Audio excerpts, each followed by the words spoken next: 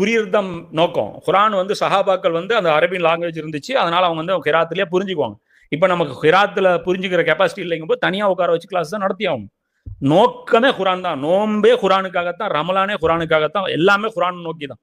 அது குரானுடைய மாதம், நோம்புடைய மாதம் இல்லை, அமல்களுடைய மாதம் இல்லை, அது குரானுடைய மாதம். குரானுக்கு அதனுடைய உரிமை கொடுங்க.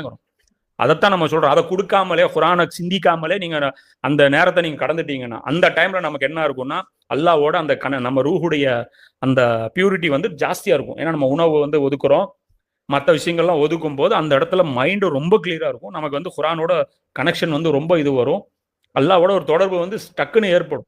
அதுக்காகத்தான் நம்ம குரான்ல வெயிட் கொடுத்துட்டு அதுக்கப்புறம் நம்ம அமல்ல ஃபோக்கஸ் பண்ணுங்கிறோம். நம்ம அமல் வேண்டாம்லாம் சொல்ல. ஏன் இப்படி பேசுறோம்னா விரக்தியில பேசுறோம். எங்கேயும் பாக்குறோம் இதே தான் நடந்துட்டு இருக்கு வருஷம் வருஷம். இவங்களே ஒப்பாரி கேட்கறாங்க. நீங்க அந்த பெருநாள் அன்னைக்கு லோகர் தொழுகை போய் பாருங்க, பாலைவனமா கிடக்கும் பள்ளிவாசல், ஒரு சஃப் நுழையாது. அன்னைக்கு 10 மணிக்கு கடமையில்லாத தொழுகைக்கு அப்படி வந்து நின்று இருப்பான்.